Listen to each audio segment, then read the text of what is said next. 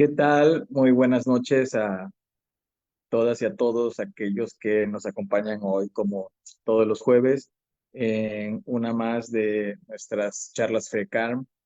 Como saben, este espacio pues, sonoro que invita a la reflexión de el quehacer en esta increíble profesión que es la arquitectura, en profesión, oficio, estilo de vida, y siempre tratamos de tener acá a todos los involucrados en ella, ¿no?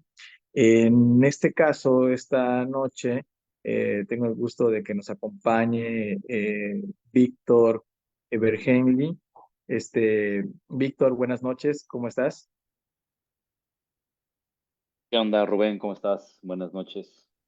Buenas noches. Oye, bueno, este espacio, aprovechando que estás acá, surge como una oportunidad de mezclar pues lo que sucede afuera y en la academia, eh, y por tanto pues le denominamos charlas de Karma Cinea. Hay una sinergia con Acinea y pues comenzamos a trabajar con estas charlas desde hace ya casi 2 años. eh, y siempre pues es un espacio abierto a la reflexión, ¿no? Normalmente nos acompaña Jackie Tapia, quien es vicepresidenta académica de CINEA, pero hoy anda en tema de precisamente reunión a CINEA y no nos puede acompañar, pero te doy la bienvenida en nombre de ella. Y bueno, nos gustaría que antes de que comenzáramos a platicar un poco, eh, pues te presentaras con el público y nos comentaras, bueno, quién es Víctor, eh, a qué se dedica, cómo le gusta que lo vean. Háblanos un poco de lo que haces. Híjole, bueno, pues antes que nada, muchas gracias por la invitación. Siempre felices de poder compartir, de poder charlar con colegas y, bueno, como intercambiar siempre parte de los procesos. Yo soy arquitecto, egresado de la UNAM, feliz, orgulloso. Eh, Luego tuve la oportunidad de estudiar un par de cosas fuera del país, de trabajar fuera del país en un par de ocasiones y pues eventualmente regresé aquí a México donde vi que había una gran oportunidad y una, pues sí, grandísima ventana para poder hacer lo que me gustaba, que era diseñar y luego descubrí que me gustaba construir y eventualmente pues habitar los espacios que diseñamos y construimos, ¿no? Entonces, pues nada, básicamente soy un arquitecto que disfruta mucho diseñando, que disfruta mucho construyendo y pues que es bastante, se considera bastante afortunado por poder hacer lo que hace. Oye, qué padre, ¿no? Antes de comenzar, pero bueno, o también ya iniciando esa parte de tener la oportunidad de hacer lo que te gusta y de disfrutarlo, ¿no? Creo que algo también importante que hacemos al compartir lo que hacemos todos los días, valga la redundancia, es pues esta emoción de poder hacer lo que queremos, ¿no? Y creo que es súper diferente a cuando haces algo casi casi que por obligación lo estás haciendo, ¿no? Y es importante que las nuevas generaciones, a los que se vayan conectando por allá, que sean chicos también que estén estudiando arquitectura o que sean recién egresados, también pues sí, escuchen cómo hay personas que están disfrutando del hacer esto, ¿no? Todos los días, ¿no? Yo creo que es súper importante. Pues mira, no sé porque ustedes llevan el conteo, no sé cuántas personas haya, pero si es una, con que sea una, si es un alumno, creo que uno, o sea, uno siempre cosecha lo que siembra. Y hay que tener paciencia además, ¿no? Porque cuando uno siembra cosas, las cosas toman su tiempo. Y vivimos en una época en la que todo está, pues como que se espera que sea expedito y se espera que suceda de la noche a la mañana. Y creo que en arquitectura, más que nada, estas cosas toman su tiempo, ¿no? Y hay tantos procesos involucrados y tantas personas y tantas variables y tantas cosas que hay que aprender a desarrollar una resiliencia y una capacidad de adaptación y una tolerancia a la frustración para poderlos llevar a cabo, ¿no? Entonces, yo no sé, si quieres te iba a decir, no sé, porque yo no veo nada más que te veo a ti. No sé si ya están proyectando la Ah, presentación, si no, estoy hablando no. sobre blanco.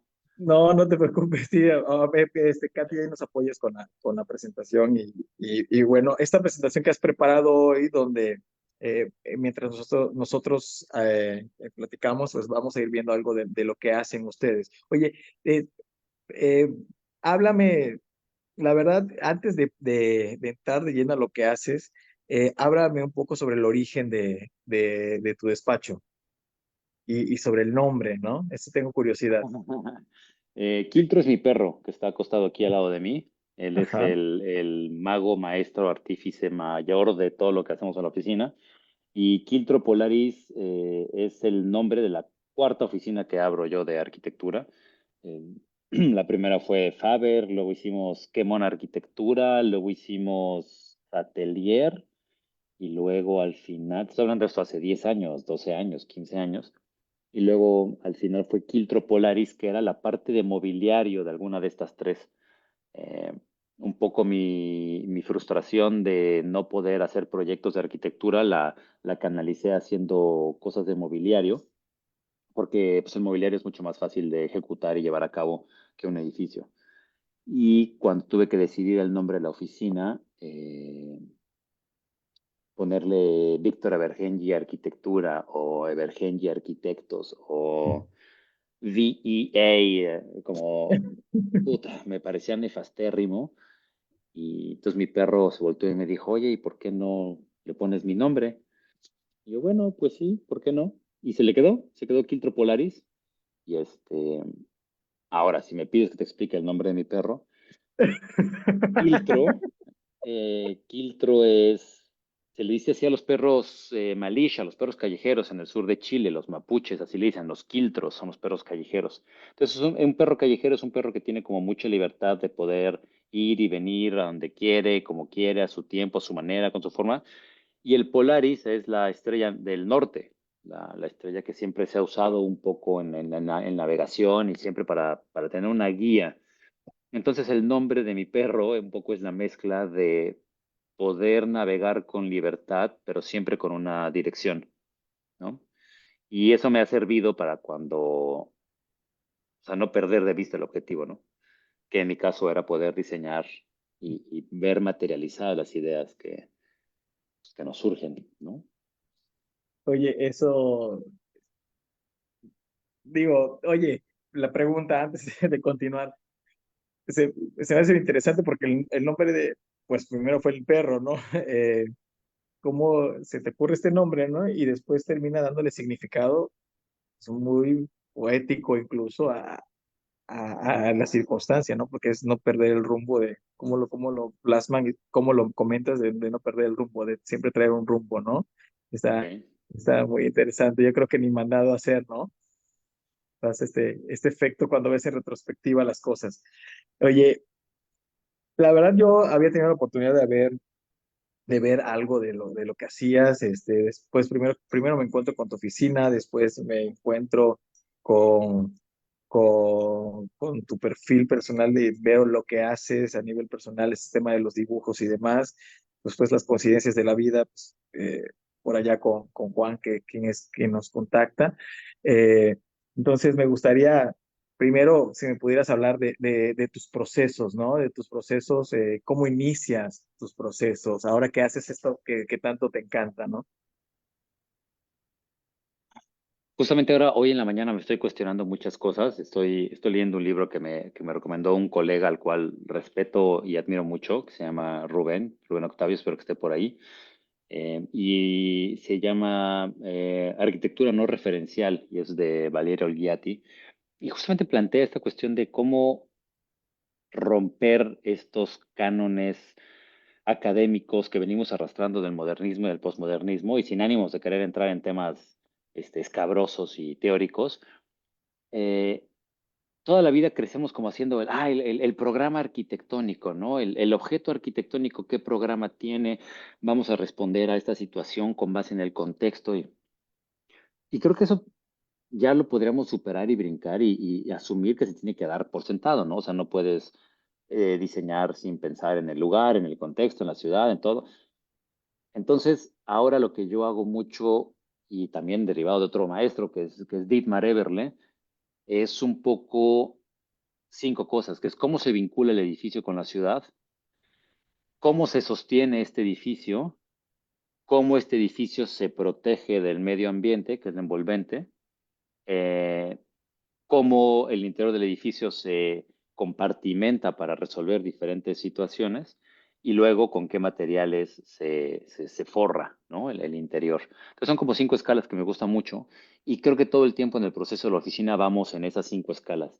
Pero la más importante y la que más difícil de cambiar es el planteamiento urbano, cómo se vincula este edificio con la ciudad. Entonces, una vez que empezamos a resolver eso, pues básicamente papel y lápiz y luego el famosísimo, celebérrimo y siempre disponible AutoCAD.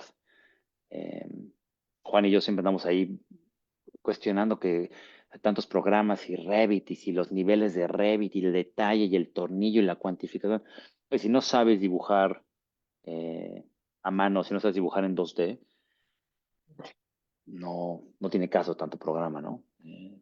Entonces, bueno, básicamente es el proceso que seguimos y que tenemos.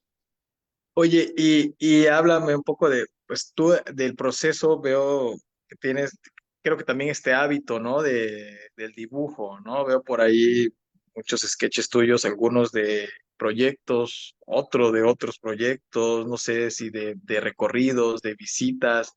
¿Es un hábito que te has creado a partir del tiempo? Pues no, fíjate que esa es parte de la formación de la UNAM, que hoy que le marqué Dino fue mi maestro de historia, Ujú, sí. a Ignacio del Cueto, estaba creo que Ujú. con los no creo que estaba en Querétaro, no sé dónde estaba, pero estaba con los de esta sociedad Anda con los de Acinea ahorita, sí, exacto, con los precisamente, CNEA. Puebla.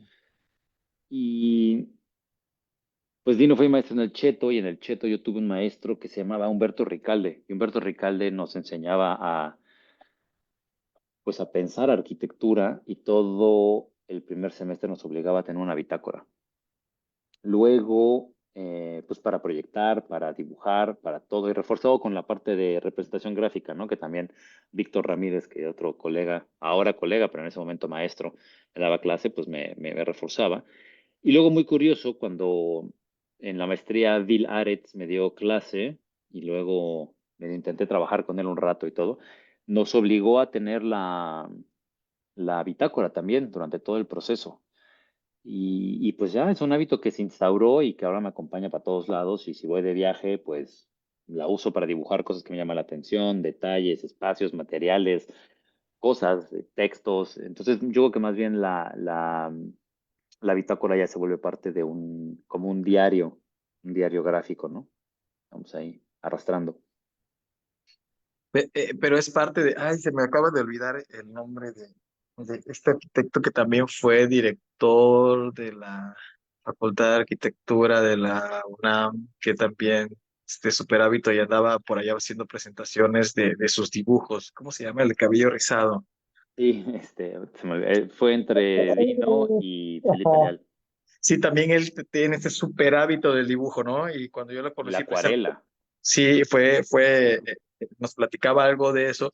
Y yo creo que es importante lo que acabas de comentar hoy, porque de alguna manera la tecnología sigue y es cierto, tendrá que avanzar, pero la parte de cómo transmitir lo que tenemos en la cabeza, una de las más prácticas, diría yo, es a través del dibujo, ¿no?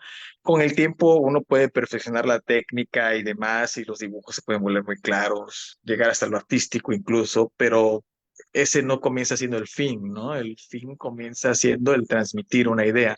Y eh, escucho mucho a las nuevas generaciones que les cuesta trabajo esta parte de entender que el dibujo primero es para transmitir una idea y después veremos, ¿no? Como ejercicio. Y si no entiendes esta parte, como bien decías, estas pláticas que has tenido con Juan, lo que vayas a hacer en el AutoCAD, Revit, SketchUp y 10,000 por ahí herramientas que existan, pues tal vez carezca de sentido, de fondo o de valor, ¿no? Porque pues no sé si te estarás transmitiendo o no alguna idea. Que eso precisamente me lleva a esta pregunta, aunque creo que lo has ido comentando de alguna manera, ¿cuál es tu filosofía de trabajo? ¿Qué piensas? Eh, ¿Qué es lo más importante para ti? Mencionaste estos puntos al principio que creo yo que hablan mucho de lo que piensas sobre la arquitectura, pero hoy, ¿qué podrías decir que es esta parte de lo que haces, de tu filosofía que te gustaría transmitir? Pues creo que es hacer las cosas de la manera más sencilla. Eh, la sencillez no necesariamente es fácil, pero lograr reducir la cantidad de procesos para obtener el resultado deseado, creo que es algo que deberíamos de fomentar en las escuelas de arquitectura. Eh, podemos hablar, podemos estar en cuestiones Sí. teóricas de despojar a la arquitectura de cualquier ornamento, o no se trata de eso, se trata de cómo puedo solucionar el problema que tengo de la manera más rápida con la información disponible. Ese es nuestro trabajo como arquitectos, creo. Eso puede traducirse en una casa, en un edificio, en un estadio de fútbol, ¿sabes? Pero es cómo resuelvo el problema que tengo y de la manera más sencilla. Y creo que por eso, y me gustaría hablar justamente de la importancia de construir, porque muchas veces en las escuelas nos dejan proyectos así grandes, mamalones, de unos estadios, y ¿cómo lo construyes? ¿Cómo lo haces? ¿Qué decisiones tienes que tomar para que eso que tú estás pensando en tu cabecita se lleve a cabo y se aterriza, ¿no? Entonces, el vínculo del oficio de la arquitectura, porque creo que es Sí. un oficio muy noble. O sea, me encanta, creo que es de las bellas artes, oficios, carreras técnicas más nobles que existen en el mundo. ¿Cómo, o sea, no nos enseñan cómo construirlo? Yo creo que todos los arquitectos debemos pasar un tiempo en obra. Yo le entré a la obra, pues por azares del destino, eh, y ahora ahora sí que una vez que lo probé, ya no lo puedo dejar, me encanta. Y vuelves a hilar con el dibujo, porque estando en la obra estás hablando con el herrero y le quieres explicar algo y no hay manera de hacerlo, y evidentemente no vas en la obra con una computadora y con tu mouse, pues oye, agarras un pedazo de plano, agarras un papel, rayas y le transmites una idea al herrero. El dibujo como esta herramienta de poder poner dos cabezas a dialogar en el mismo plano, ¿no? Y, y yo creo que es eso, es resolver los problemas de la manera más sencilla, con la información disponible, utilizando las herramientas que tenemos a la mano. Eso sería un poquito. Sí, eh, como dices, más allá de lo que sea, eh, de otras cosas, eso es una de las cosas más importantes. He visto que, por ejemplo, por cierto, a todos aquellos que nos están escuchando por allá, si quieren hacer alguna pregunta, que tenemos a Víctor hoy por acá, pues también coméntenos si piensan otra cosa o lo mismo sobre lo que estamos diciendo también. Se vale opinar. Eh, y mientras, ya nos mencionabas me robaste la pregunta, ¿no? Un poquito a estos arquitectos que han marcado pues tu trayectoria o tu vida y creo que pues son estos dos arquitectos que hablabas de ellos en un principio, ¿no?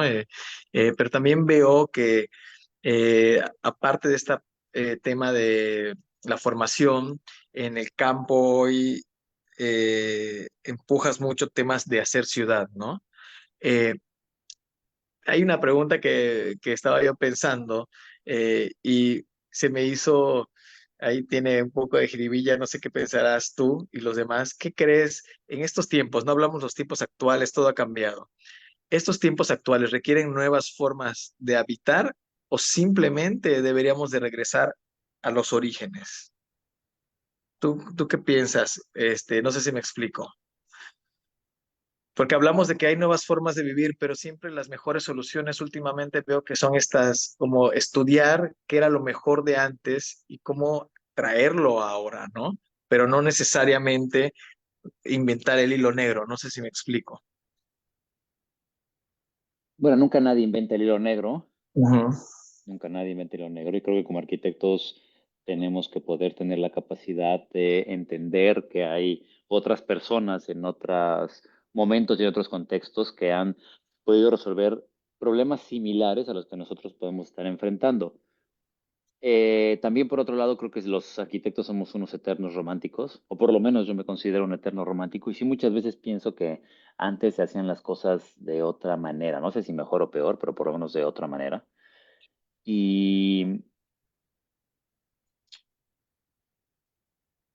o sea, como, no sé si es hacer nuevas formas de habitar, es simplemente entender que las cosas son como son, y la situación que tenemos ahorita es la situación que tenemos y no va a cambiar, o no va a cambiar, solo que hagamos algo al respecto, ¿no?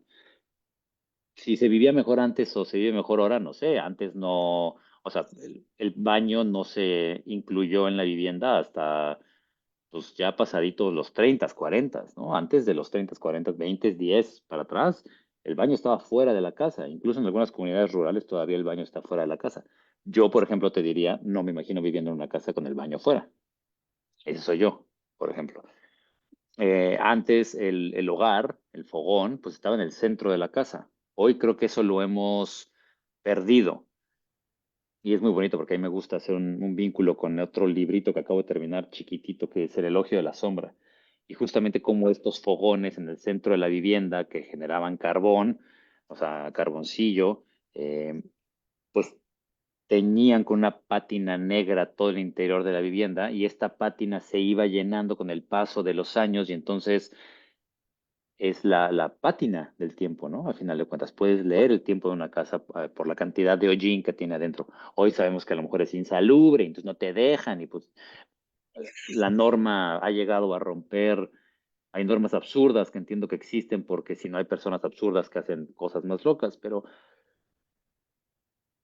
nuestro objetivo como arquitectos es no divagar, como yo, que divago muchísimo. Creo que nuestro objetivo como arquitectos es poder resolver el problema que tenemos enfrente de la mejor manera y con las mejores intenciones, eh, tomando la información que consideramos pertinente. Si esta es en el pasado o es una situación cercana, no importa.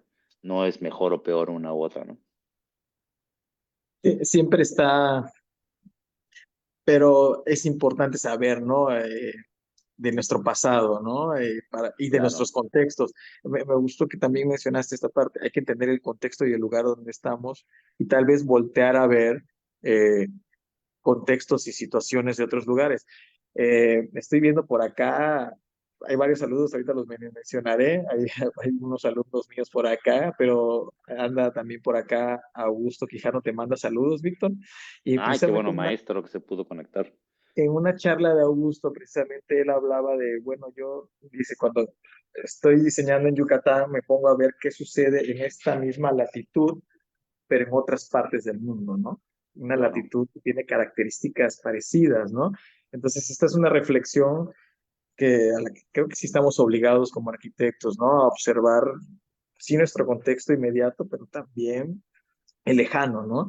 Y, idearse, bueno, ¿cómo defino o lo mido? Pues pienso en una latitud en otro continente, pero que me va a hablar más o menos de un mismo clima, de una situación parecida y ver cómo se están abordando los problemas, ¿no?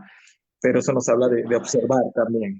híjole, es que yo ahorita ando muy, muy quisquilloso con respecto al tema, intentando despojar a la arquitectura de todas las capas y sobrecapas de lectura que le ponemos. La arquitectura es arquitectura. La arquitectura vernácula, si podemos regresar a eso que decías de qué es mejor, que si lo hacían antes o lo hacemos ahora, creo que la arquitectura vernácula de alguna manera lograba estar liberada de todas estas etiquetas pretenciosas que catalogan a la arquitectura en ciertas gavetas, ¿no? La arquitectura vernácula simplemente era, es. ¿Por qué la arquitectura vernácula es como es? Pues por dónde está, en qué tiempo estuvo, en qué contexto. Responde de una manera natural a las situaciones que se dan en su entorno. Y creo que hoy en día esa autenticidad se ha ido perdiendo. Se ha ido perdiendo por la normativa, se ha ido perdiendo por la globalización, se ha ido perdiendo por la homogenización. O sea, ahora todos nos vestimos iguales, todos usamos los mismos zapatos, usamos los mismos tenis, queremos el mismo celular. Hablaba con Juan hoy en la comida que creemos que las nuevas generaciones de repente no tienen ambición de nada, nada más es swipe, swipe, swipe, la inmediatez, no hay un proceso. Y eso se va permeando en la arquitectura. Creo que estaría padre poder buscar la manera de mantener estas características que hacen que un edificio que está en un lugar lo hacen único por las características, ¿no? No por la solución arquitectónica que le dimos, sino por el contexto que la determinó. No sé si te hace sentido todo eso que estoy diciendo. Sí, A lo mejor es un fíjate que poco rebuscado. no, pero fíjate que sí me hace sentido, pero creo que también eh, sin, sin querer que todo el protagonismo también sea del arquitecto, pero también un factor inevitable, creo yo, que hace que las soluciones también sean diferentes, o sea, que cada uno de nosotros somos diferentes o preferentemente deberíamos de serlo. Creo que sería más interesante o es más interesante cuando no todos estamos exactamente conectados en la misma línea, sino buscamos o tenemos lecturas diferentes, ¿no? Y esto todavía cambia más las cosas. Yo precisamente platicaba, y no sé cómo te suena, creo que es un poco parecido a lo que tú decías, con un grupo de alumnos que imagínense que todos, o sea, tenemos la solución, que todos llegan a la misma solución. Yo en lo personal creo que no podemos llegar todos a la misma solución porque traemos un bagaje distinto, formaciones distintas, intereses distintos. Puede ser una buena solución abordada de distintas maneras. Claro, sí, creo yo, olvidar todo lo que decías. El sitio, el contexto, el lugar. Yo, la verdad que sí pienso como tú que hay ciertas cosas que han iniciado de repente la arquitectura y como dices, eso sería otro tema y una mesa tal vez más grande y nos amanecería, eh, eh, que han quitado del radar el objetivo principal. Ahorita que hablabas del significado de Quiltro y todo esto, o sea, como que de repente en la arquitectura se nos perdemos el rumbo, ¿no? Yo creo que sí me hace sentido bastante y creo que inevitablemente también, sin tratando de no sonar egocentristas, nosotros también le damos también ese giro, ¿no? Porque puede también haber una solución interesante, puede ser que alguien como arquitecto o como o una persona, tal vez no digas arquitecto, pero que observa algo que los demás no vieron y hace que la solución ya sea distinta, pero entendiendo a ese contexto. Hay algo que dijiste hace ratito, eh, de las cosas que sí deberíamos dar por sentadas. Eh, a mí me pasa que algo como tú, pero me he dado cuenta, y sobre todo ahorita involucrado un poquito más en la academia, con los chicos, que de alguna manera, no sé por qué se ha perdido eso, ¿no? Es eso que tal vez como dices tú, de movimiento moderno empezamos a fijarnos, de la buena orientación, no sé qué, que tal vez sí sucedía en la vivienda vernácula y de repente lo rescatamos allá. De repente pasó una época en la arquitectura donde hoy hay quienes no se fijan en las situaciones contextuales. Eh, por la tecnología, porque pueden solucionarlo desde el que te dice que pone un aire acondicionado y demás, por lo que quieras, pero sí fíjate que eso que podría ser el ABC de hacer lo básico de arquitectura, como escribir sabiendo poner comas y cuál es mayúscula, cuándo no, y dónde se ponen los acentos, creo que de alguna manera se ha perdido y hay que hacer énfasis a veces en eso, porque tú y yo sí lo podemos dar por sentado y yo creo que así debería de ser, pero hay por ahí un lugar, un sitio donde se ha perdido de repente. Yo tengo esa percepción, no sé si tú lo ves distinto. Supongo que sí. O sea, no entendí mucho la pregunta en el sentido de que Ok, creo que sí, esta parte veníamos de, hablando de eso, pero sí, que mencionaste al principio, me quise regresar al principio cuando mencionabas que en estas situaciones que ya dabas que ya deberíamos de dar por sentado y avanzar a otras en arquitectura. Pero te decía yo que estas situaciones pues, que se dan por sentadas ahorita, a veces vale la pena reafirmarlas o reforzarlas porque hay quienes las dejan de lado todavía, ¿no? Como hablar no sé, de las orientaciones adecuadas, de no sé qué, los materiales del sitio, cosas que bueno, parecerían pero es que, a obvias. ver, no, ya, no, freno de mano. Y si hay alumnos aquí que nos están escuchando y que el maestro Quijano me regañe más adelante eh, por lo que voy a decir, pero es que si eres un estudiante de arquitectura y tú entras a resolver un problema sin dar por sentado que estas cosas se tienen que considerar, o sea, la materialidad del lugar, la orientación, el contexto, las tradiciones, la manera de vivir, o sea, cámbiate de carrera, vete a estudiar veterinaria, por favor. O sea, si no tienes la capacidad de considerar eso, y esto va también para los maestros, porque la culpa no es de los alumnos. Ojo, ahí también le voy a echar batidillo a mis colegas que dan clases, a los cuales admiro y respeto muchísimo por la paciencia que tienen, eh, porque yo de repente me invitan y voy de invitado, pero quien se los echa el año entero son ellos, ¿no? Sí. Tenemos una responsabilidad de poder transmitir estas cosas, de poder, o sea, creo que, o sea, estoy un poquito mezclado, pero creo que la humanidad está en crisis. Creo que la arquitectura está en crisis. Yo estoy en crisis, evidentemente. eh, y tenemos que hacer algo para, para responder al mundo caótico en el que vivimos. Eh, de repente estos proyectos millonarios, ¿no? De los noventas y dos miles, de este primer mundo exagerado, y volteo y digo, puta, pudiendo, habiendo tantos problemas por resolver, ¿no? Y estos güeyes haciendo estadios millonarios, o sea, pero luego me doy cuenta que hacen estadios millonarios, pues porque hay miles de fans que quieren ver a su equipo jugar fútbol, y digo, bueno, pues sí, ahí está, es un círculo vicioso. Y esto, o sea, cómo rompe ese círculo vicioso, creo yo, viene en la educación. Y regresamos a la educación, a los maestros y a los alumnos. Cómo sensibilizar a los alumnos a que hay otras maneras de hacer arquitectura, que hay otras maneras de resolver los problemas. Todo se reduce a la educación. Imagínate que a lo mejor el primer año de arquitectura te dedicas a dibujar únicamente los proyectos de Le Corbusier, de Kahn, de Lacaton y Basal, más contemporáneo, Ujú. de eh, Kenzo Tange, los metabolistas japoneses, la arquitectura vernácula de los saharauis, o sea, de los tuaregs, ¿no? No los saharauis, pero los tuaregs en el Sahara, eh, la arquitectura de adobe en Yemen o la arquitectura de adobe en Marruecos. ¿Qué pasaría si esa fuera nuestra formación? Y luego, ¿qué pasaría si te vas 2 años a construir, a trabajar en una constructora? Y aprendes a construir en madera y te vas al norte de América a construir con madera. O creo que la manera en la que estamos enseñando arquitectura es un poco anticuada y es un poco obsoleta. Y estamos generando arquitectos y alumnos actuales con pensamientos obsoletos.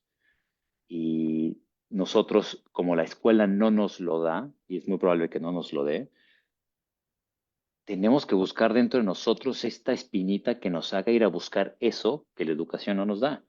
Oye, no me están enseñando a construir en madera. En la UNAM me queda claro que sí lo vemos, pero en otras universidades a lo mejor no. Güey, pues tómate 6 meses y vete a trabajar. O sea, a trabajar construyendo en madera.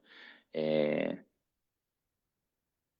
¿Quieres saber hacer concreto? Pues vete a hacer muros de concreto. O sea, ¿sabes? No hay esa curiosidad. Eh, Creo que la tenemos que retomar y tenemos que poder motivar a los alumnos a encontrar ese drive que los empuje y que los lleve a hacer, aprender. Si no, van a seguir haciendo cositas de lo que vieron en Pinterest, de lo que vieron en Art Daily, de lo que vieron en Instagram.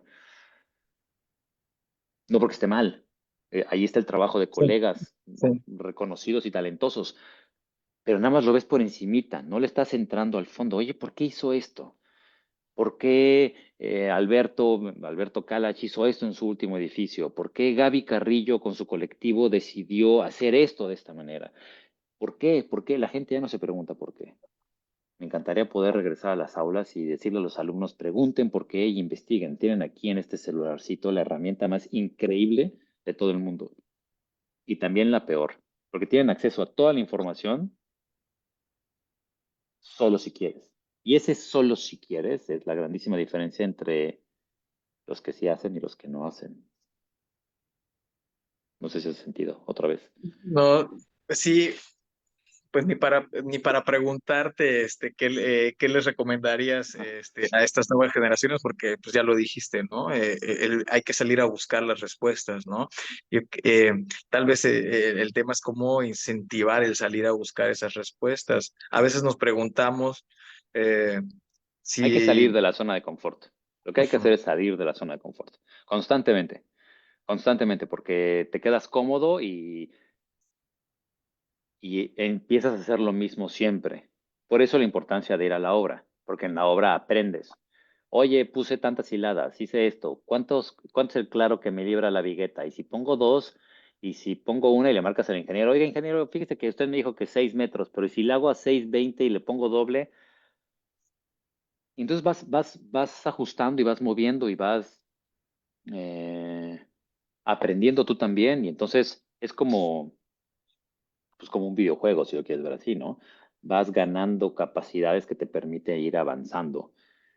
Eh, y algo que creo que justamente hoy entrevisté en la mañana a una chica que si me está escuchando, espero que se integre a nuestro equipo. No voy a decir su nombre, pero espero que se integre a nuestro equipo. Pero yo creo que la asusté, así como estoy hablando contigo ahorita, se fue más asustada de cómo llegó, porque su respuesta era que ella quería ganar más dinero. Y le dije, bueno, está muy bien. Yo creo que todos, yo no estoy peleado con la lana. Todos comemos, vestimos, pagamos renta, las croquetas de mi perro cuestan, todo cuesta, ¿no? Pero, ¿tú qué quieres hacer en la vida? ¿Cómo te ves en 5 años? O sea, ¿tú por qué estudiaste arquitectura? No, pues porque, pues el dinero. No, pero a ver, ¿quieres hacer dinero? Vete a vender real estate, ¿no? Bienes raíces, métete a tiempos compartidos. Y te estoy seguro que en 5 años, con tu inteligencia, con tu apariencia, con tu educación, con todo, vas a ganar más que siendo arquitecto. Pero hay una parte que no sé cómo transmitir de, si quieres hacer arquitectura, entender que no está peleado con el dinero, pero sí tienes que tener esta pasión de hacer arquitectura y de entender y de cuestionar y de querer hacerlo. Yo les daría la charla a los alumnos así el primer año cuando hay 1,000 alumnos en la UNAM de por qué están estudiando arquitectura, y el primero que diga que es por el dinero, ya, reprobado. Tiene que haber una pasión. No estamos peleados con la lana, pero sí tiene que haber una pasión. Tiene que haber un cuestionamiento que te lleve a romper el status quo y a decir, eso que estamos haciendo no está bien y yo voy a proponer cómo hacerlo. Porque los arquitectos proponemos cómo hacer las cosas. Y regreso a tu primera pregunta. No sé cuál es la respuesta, pero los arquitectos sí proponemos y cambiamos la forma en la que habitamos y vivimos. Nuestras decisiones repercuten en la vida diaria de muchísimas personas, a nivel urbano, a nivel estructural, a nivel envolvente, a nivel tipología, a nivel materiales. Si yo pongo en un piso alfombra o pongo mármol, hay una grandísima diferencia. Sí. ¿Cómo quiero impactar la vida de las personas? Esa creo que sería la gran pregunta. Y a lo mejor te das cuenta que tu respuesta no es arquitectura, te das cuenta que es medicina, o que es veterinario. Humberto Recalde siempre nos mandaba a estudiar veterinaria si no queríamos. Ya vete a estudiar veterinaria. Bueno, hay una gran labor en el cuidado de las mascotas y los perros, pero es cómo queremos eh, beneficiar la vida de las demás personas. Y está esto que acabas de decir, pues redondea aquello de que pues los arquitectos tomamos decisiones, ¿no? Eh, una de las cosas más importantes por las cuales alguien se puede acercar a un arquitecto es para que los ayuden a tomar una decisión. Y ahorita que hablabas de la formación de las nuevas generaciones, tal vez esa puede ser una parte difícil de entender. Una, pues que hay que a veces decidir. La pregunta siempre si estoy bien o Siempre. mal, ¿no? Primero, ahí decide y vemos, ¿no? Y decide y revisamos si está bien o mal, pero decide primero, ¿no? Y si no decides, pues ya no sucede nada. El problema también es Eh, que luego no quieren decidir, ¿no?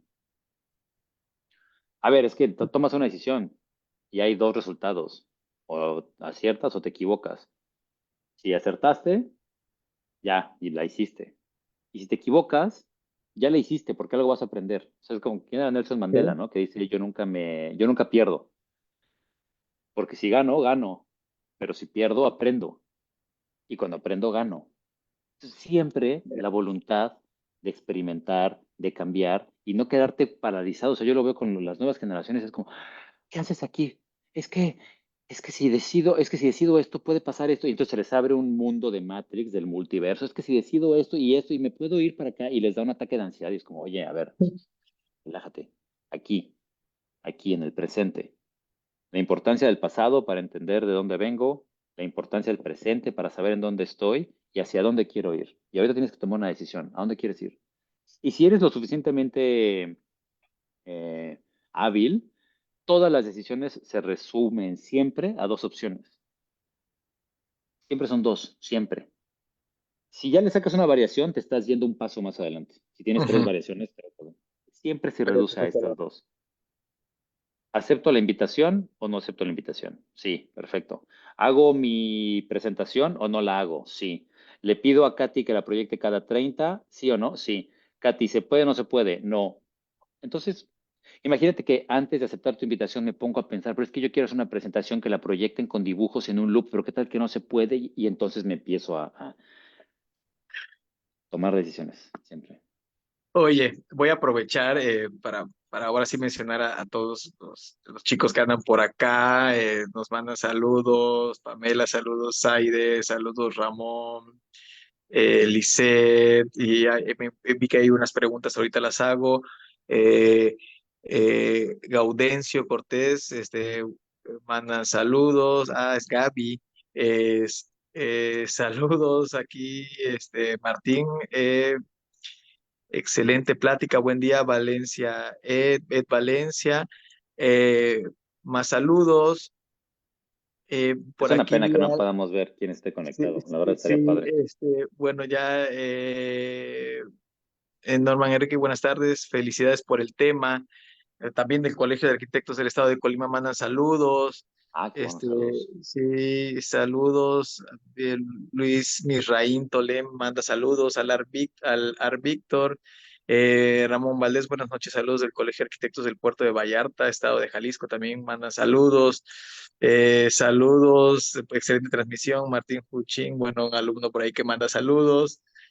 Hay una chica, Mimi, que hace unas preguntas por aquí más adelante. A ver. Saludos, ahorita las leemos, porque está aquí más adelante la vi que preguntó. Eh, Aquí está, aquí te preguntan, ¿cómo es su proceso creativo al momento de empezar un proyecto? Habíamos hablado algo de eso al principio, pero no sé si quieres comentar. Mm, Pues bueno, yo creo que ya lo comentamos, ¿no? Ya hablamos de Sí. cómo saber en dónde estamos y la aproximación de entender que tenemos un edificio que se va a emplazar en un entorno urbano y cómo queremos que se vincule este edificio con su entorno. Puede ser cerrado, puede ser abierto, puede ser levantado, puede ser soterrado, o sea, hay muchas maneras, ¿no? Y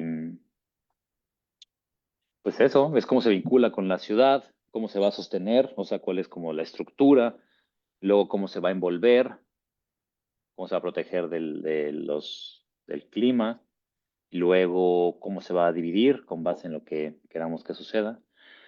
Y Dietmar me decía que en estas cinco, si lo quieres dividir como en estas cinco etapas, si está la parte urbana, está la parte estructural, está la parte envolvente, está la parte tipológica y está la parte de materiales.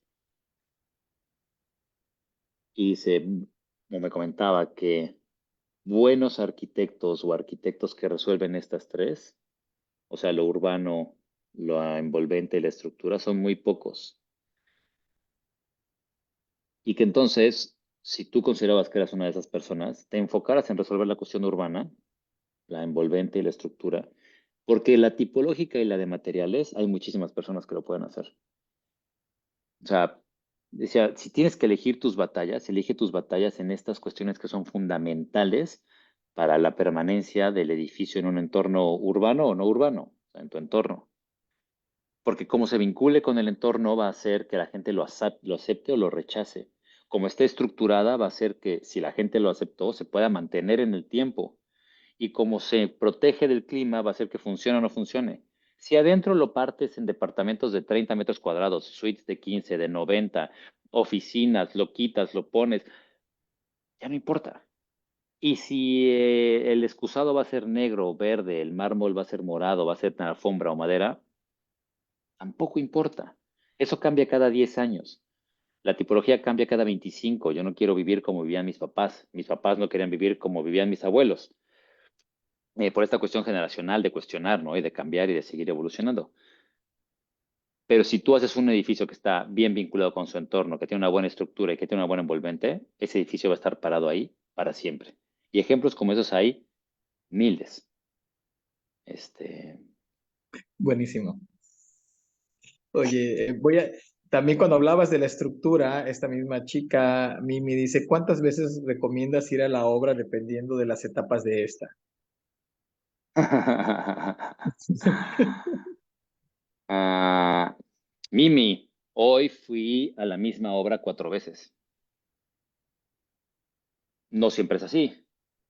Hay momentos en la obra en los que tienes que estar ahí y vas y pones y momentos importantes que tú quieras. O sea, a la obra se tiene que ir diario. Yo voy a la obra diario. Yo. Hay arquitectos que no se paran nunca y resuelven muy bien y todo. Pero porque a mí me apasiona la obra, a mí me encanta la obra. Yo aprendo mucho de mis maestros herreros, de mis maestros fierreros, de mis maestros carpinteros, de mi maestro albañil, y ese aprendizaje me ayuda a proyectar mejor a mi manera. Por ejemplo, ¿por qué un muro de una casa tendría que medir 3 metros? ¿Por qué no mide 2,93? ¿Por qué no mide 2,83? No, siempre los proyectos de los alumnos. ¿Cuánto mide la altura libre entre el piso? 3 metros, maestro. ¿Por qué? El block mide 20 centímetros, más 1 centímetro de mezcla de concreto. 13 hiladas son 2,73. Más 10 centímetros de madrina de concreto, 2,83. ¿Por qué mide 3 metros? Y si midiera 3 metros, tendría que ser 2,94, ¿no? Porque es una hilada más. Ay, Ujú. no, porque es ladrillo de recocido. Bueno, pues ese mide 8. Entonces, ¿cuántas hiladas mide? Es que es madera. Bueno, ay, hay madera de 3 metros, pero pues a lo mejor es 2,44 porque es triple. Entonces, estas cuestiones de obra que vas aprendiendo cuando construyes, yo exhortaría que los alumnos fueran diario. Ahora, cuando vas a la obra y no es tu proyecto, pues está de hueva, ¿no? Es como, "Ah, pues aquí qué". Pero cuando es tu obra, es tu proyecto, son tus aprendizajes, también pues, te haces responsable, ¿no? Yo creo que mi trabajo habla de mí. Yo creo que mis obras, de alguna manera, mis proyectos, no mis obras, ¿no? O sea, mis proyectos construidos hablan mucho de mí, de mi persona, de cómo soy, de mis miedos, de mis traumas, eh, de mis temores, pero también de mis ambiciones, de mis aspiraciones. Y cuando vuelcas toda esa energía en un proyecto arquitectónico y lo transmites y estás en la obra y te llenas de concreto y lleno de polvo y aquí en Cancún sudamos hasta hacer así gota gorda, pero te paras un año y medio después y ves el edificio y dices, ahí está una parte de mí y lo hice de la mejor manera con la información que tenía en el momento que tomé las decisiones. Oye, pues sí, un año y medio después yo digo, híjole, hubiera hecho esto así, hubiera hecho esto así, no lo hice. Pero en ese momento me queda claro que tomé la mejor decisión con la información que yo tenía.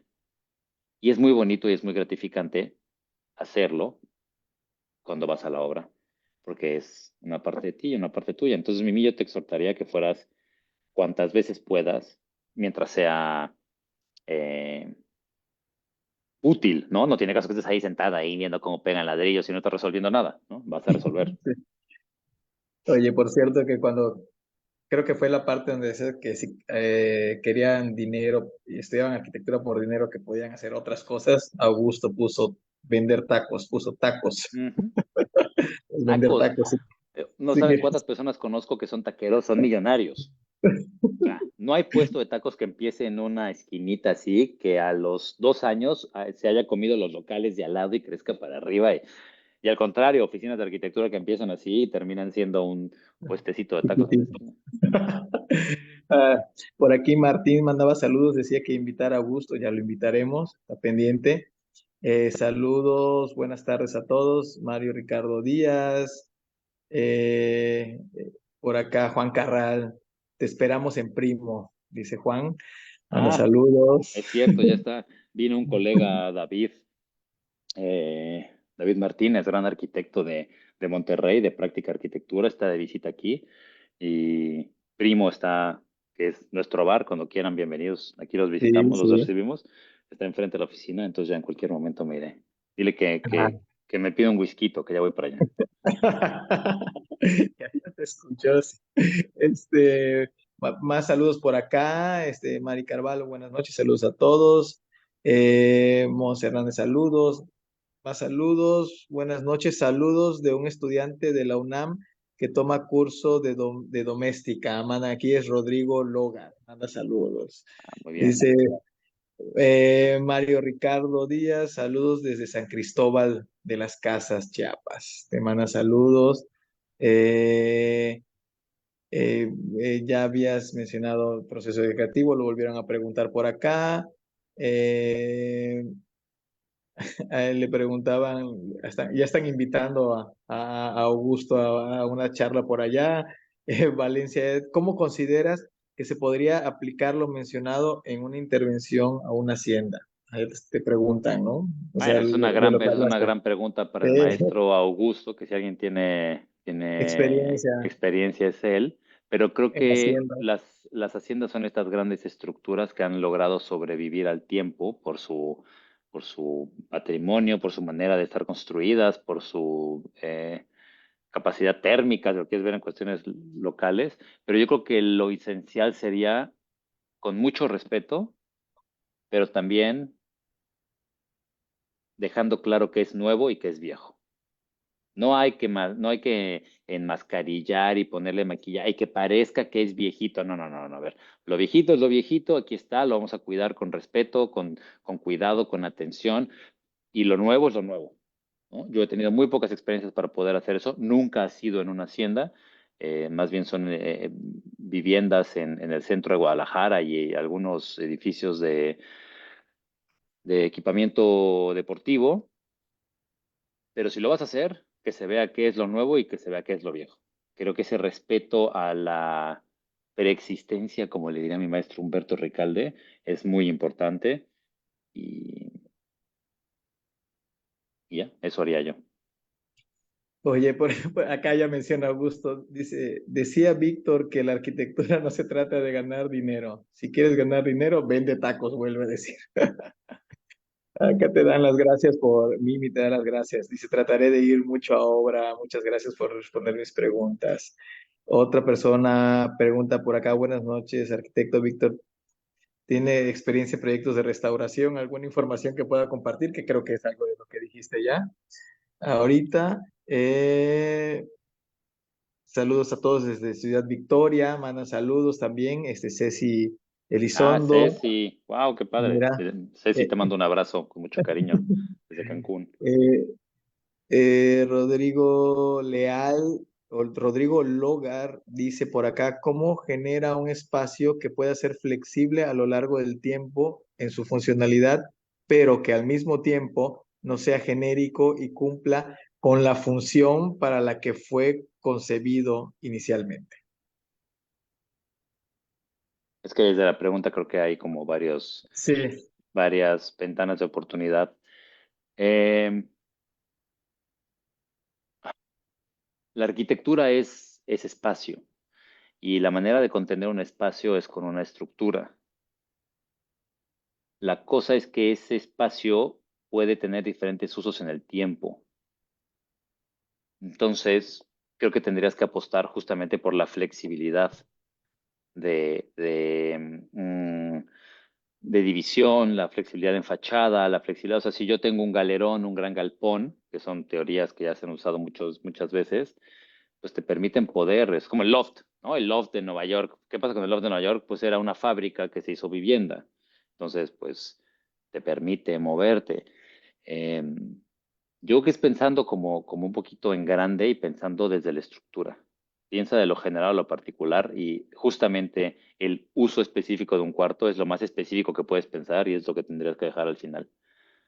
Centralización de servicios, por una cuestión de no modernista, de vamos a centralizar los servicios, no, porque es donde baja la tubería y ya luego puedes ramalearlo por techo o por piso a donde quieras, pero por donde suben y bajan las tripas, que normalmente son las circulaciones, y una buena estructura, puedes hacer lo que quieras. sí, esa es una buena respuesta. Oye, Augusto otra vez menciona, dice, yo quiero felicitar a Víctor y a Juan por su propuesta de arquitectura y por su visual de adentro, de entender, perdón, el sitio y lo urbano. Gran propuesta y gran aportación. Muchas felicidades, dice Augusto por acá. Gracias, maestro. Eh, por acá, Víctor Rodríguez dice saludos desde el Colegio de Arquitectos del Estado de Aguascalientes, ¿no? Estuvo concurrido muchos saludos de varias partes y Qué amigos y bueno. gente por allá. Oye, creo que fue una muy buena charla. Creo que hay más temas. Todavía yo ya me guardo unas preguntas porque si no, no nos vamos de aquí. Igual y alcanzamos a hacer un día de estos, una segunda vuelta ya con cosas más específicas de las que hemos hablado hoy. La verdad que no me queda más que agradecerte tu tiempo, la oportunidad de participar con nosotros y que pues te escuchen todos aquellos que tengan la oportunidad de conectarse. También pues este video va a quedar por ahí guardado en el acervo de la Federación y creo que será un instrumento de consulta muy interesante. No sé si quisieras agregar algo para ir cerrando. No, nada más agradecerle a Kathy que pacientemente estuvo posteando y pasando otra vez la presentación. Te lo agradezco mucho, Kathy. Y no, Rubén, a ti también agradecerte la invitación, la paciencia, la tolerancia para mis exabruptos y mis frustraciones. Más bien pareció como una sesión de terapia, pero lo que siempre le digo a los alumnos y le digo a los colegas que la puerta aquí está abierta, literalmente, o sea, la oficina siempre está abierta y siempre bienvenidos y lo que sea para poder un poco compartir y alimentar y generar más dudas, yo feliz. Entonces, muy agradecido, muchas gracias por la invitación y la puerta aquí queda abierta para lo que necesiten. Me quedo con eso, para generar más dudas. Me gustó. Exacto. Está padrísimo. Y bueno, no me queda más también que darle las gracias a todas y todos aquellos que tuvieron la oportunidad de conectarse hoy y escuchar una emisión más de nuestras charlas FECARM. Me voy sin antes mencionar por aquí, Mario Ricardo Díaz dice, buenas tardes, veo la dinámica del buen pensamiento, del concepto y el análisis del sitio como modelo de transformar un ambiente urbano. Mario Ricardo Díaz y Augusto cierra diciendo bravo, ¿no? Entonces, gracias a todos por acompañarnos. Nos vemos el próximo jueves. Que pasen buenas noches.